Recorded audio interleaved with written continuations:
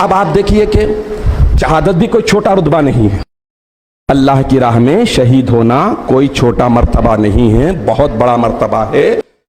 قرآن سے بھی ثابت ہے، حدیث سے بھی ثابت ہے کہ شہید جو ہوتا ہے اللہ کی راہ میں شہید ہونے والے کو اس کا قطرے خون زمین پر گرنے سے پہلے ہی اللہ تعالیٰ اپنا دیدار ویژن آف اللہ کروا دیا جاتا ہے، وہ ملتا ہے. شہادت اب کتنی بڑی نعمت ہے آپ یہ بھی سنیے. میں اس سے انکار نہیں کر رہا ہوں. بندگی میاں رضی اللہ تعالیٰ عنہ کی تڑپ کیا تھی وہ سنیے آپ، ان کی جستجو کیا تھی وہ سنیے آپ، ان کا عشق کیا پکار رہا تھا، کیا للکار رہا تھا وہ سنیے. ادھر شہادت کی عظمت کے تعلق سے بخاری اور مسلم میں حضرت ابو ہریرہ رضی اللہ تعالیٰ عنہ سے حدیث شریف مروی ہے، اور مشکات المصابیح میں بھی یہ حدیث شریف آئی ہے.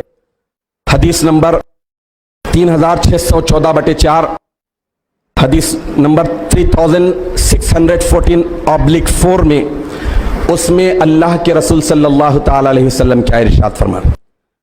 شہادت کوئی چھوٹا رتبہ نہیں، بہت بڑا مقام ہے. نبیوں نے شہید ہونے کی تمنا کی، مہدی کی بھی تمنا تھی. علماء نے سوال بھی کیا تھا کہ تو مہدی علیہ السلام ارشاد فرمائے کہ تلوار کا کام کاٹنا، آگ کا کام جلانا اور پانی کا کام ڈبونا ہے. لیکن اللہ کی مشیت یہ ہے کہ اللہ خاتم نبی اور خاتم ولی کی حفاظت کرتا ہے، اس لیے بندے کی ذات کا بدل بھائی سید خود میر ہے. تو اب شہادت بڑا رتبہ ہے. حدیث سنیے، اللہ کے رسول صلی اللہ تعالی علیہ وسلم جب کوئی بات کی اہمیت کو ظاہر کرنا چاہتے ہیں تو خدا کی قسم کھا کر ارشاد فرماتے ہیں. ارشاد فرما رہے ہیں کہ والذی نفسی بیدہ، قسم ہے اس ذات کی جس کے قبضے قدرت میں میری جان ہے، لَوَدَدْتُ أَنْ أُخْتَلَا، میری تمنا ہے، میری حسرت ہے، میری خواہش ہے کہ میں اللہ کی راستے میں اختلا، شہید کیا جاؤں. ثم احیا، پھر زندہ کیا جاؤں. کون فرما رہے ہیں؟ اللہ کے پیارے رسول.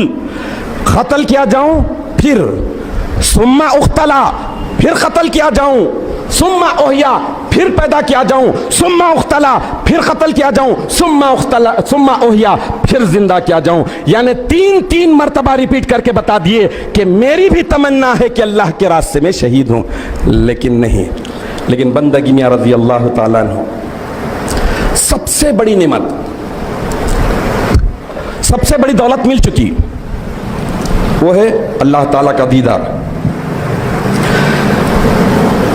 اب اس سب سے اعلیٰ ترین چیز مل جانے کے بعد اب آپ فار ایگزامپل، کوئی مطابقت نہیں ہے اس ایگزامپل میں، اس مثال میں، لیکن بتا رہا ہوں سمجھنے کے لیے. یوں سمجھ لیجئے کہ ایک انسان کو ایک بہت بڑی کنٹری کی بادشاہت مل گئی،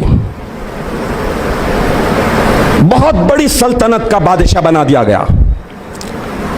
اس کے بعد کیا اس کی خواہش ہوگی کہ ایک ڈسٹرکٹ کا انچارج منسٹر بنے یا انچارج بنے، کلیکٹر بنے؟ ایک بہت بڑی سلطنت کا بادشاہ بن چکا ہے، اس کی خواہش ہوگی. بندگی میاں رضی اللہ تعالیٰ عنہ کو سب سے بڑی نعمت اللہ کا دیدار مل چکا، پے در پیر مل رہا ہے. ارے وہ ذات تو 6 اور 7 برس کی عمر میں کہہ رہی کہ مجھے تو اپنے معبود کا دیدار حاصل ہو چکا ہے، نوکری چاکری بھی کروں گا تو اس سے.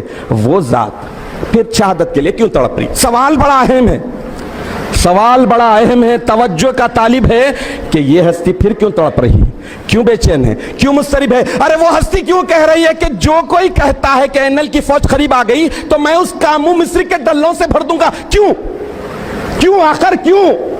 سمجھنے کی بات ہے کہ مہدی موعود برحق علیہ السلام کے وسیلے سے، اور آپ کو پہلے سے بھی تھا، میں مشکات ولایت مقید محمدیہ سے بھی آپ کو سب سے بڑی نعمت اور دولت دیدار مل گئی.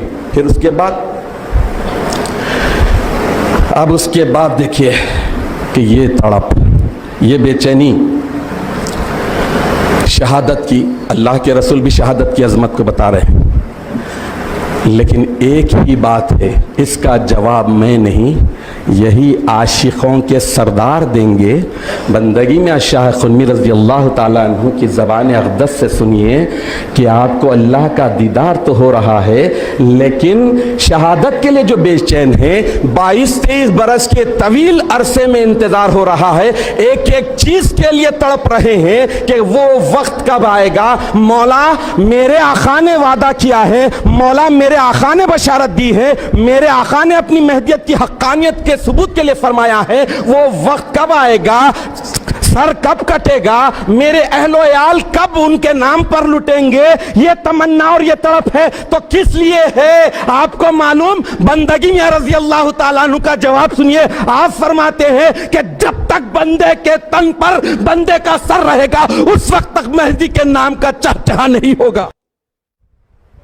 نام مہدی پر قربان ہونے کے لیے لٹا رہے ہیں، غرض دیکھیے ایک چھوٹی چیز کو حاصل کر رہے ہیں جو بڑا مرتبہ مل چکا ہے، عشق کا سب سے بڑا مرتبہ مل گیا ہے، لیکن طلب کیا ہے، مہدی کا نام کیسا آشکار ہو، مہدی کا نام دنیا میں کیسا پھیلے۔ یہ عشق کی بات ہے، یہ عشق کے نرالے انداز ہے۔